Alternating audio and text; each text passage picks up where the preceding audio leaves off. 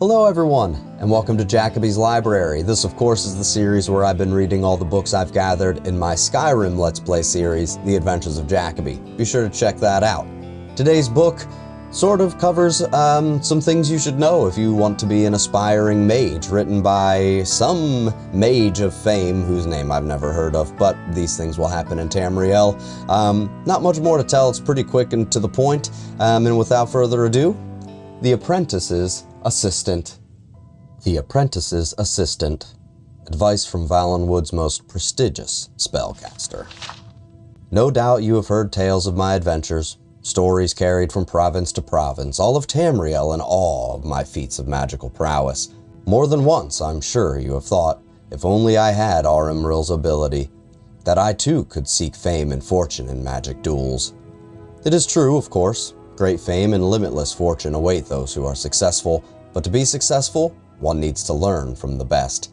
That is why you have purchased this book, so that I may teach you. I am, of course, the best. Here, then, is my advice. Follow it, and you too can make a name for yourself throughout Tamriel. Number 1.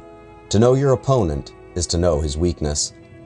Infinitely more versatile than a simple blade of steel, a good mage has a wide array of spells at her disposal. More than that, she knows when to best use them. She knows that frost spells can stop a charging beast or keep a savage brute from swinging his sword. She knows that shock spells can drain her opponent's magicka. She knows that illusion spells can set a group of enemies against each other, should she find herself in a less than fair fight, an all too common reality when her opponents know they cannot win in single combat, and that there are spells that can save her in a moment when all seems lost. Number 2. To know yourself is to know your limits. Even the best mage has a finite reserve of magicka. None born yet have been graced with Magnus' infinite reserves of power, and so a good mage does not overextend herself. She makes sure she always has enough magicka to keep herself safe. Failing that, she makes sure she has a sizable supply of potions at the ready. Failing that, she makes sure she always has an escape route. Not that the great Arimril has ever fled a fight, but of course you do not necessarily share her superb natural ability. That is why you must practice. Wards can kill you.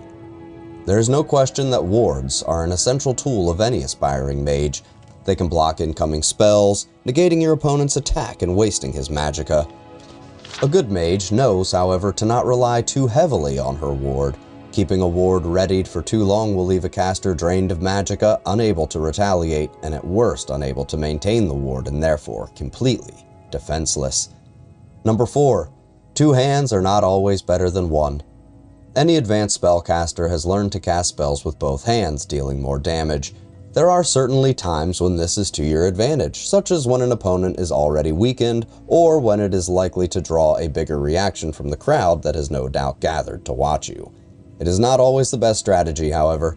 Concentration spells, for example, can often be used on the ground when an opponent is especially nimble. In that instance, using both hands independently can cover more ground at the same time. A mage throwing fireballs with both hands cannot immediately raise a ward to defend herself or heal when she continues to attack. Number 5. Always rise to a challenge, especially when you know you can win. Remember that your first priority is, of course, to stay alive.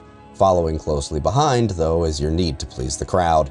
You are, after all, depending on their generosity to fund your adventures. Here, then, more than magic comes into play.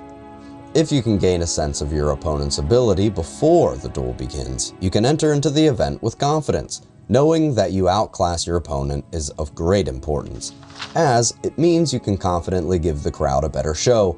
Likewise, knowing ahead of time that you could very well lose a duel, you are afforded an opportunity to suddenly find yourself engaged elsewhere and be unable to attend the event. By no means do I suggest that I have ever done such a thing. I simply find that my great fame occasionally means I am unable to respond to every single request for a duel. Keep these few things in mind, keep your wits about you, and you too can make a name for yourself by putting on great displays of magical prowess. Take care, though, for if you become successful enough, you may find yourself facing a challenge from me.